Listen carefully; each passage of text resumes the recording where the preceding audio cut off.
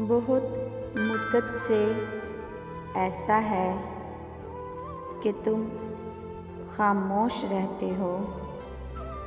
कोई गहरा है गम शायद जिसे चुपचाप सहते हो। यूं ही चलते हुए तन्हा कोई गमगीन सा नगमा तुम अक्सर गुनगुनाते हो।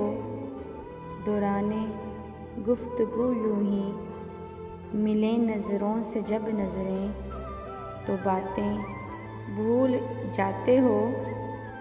किसी गुमसुम सी हालत में या फिर बारिश के मौसम में फ़कत इतना ही कहते हो, उदासी बेवजह सी है, बहुत बोझल तबीयत है।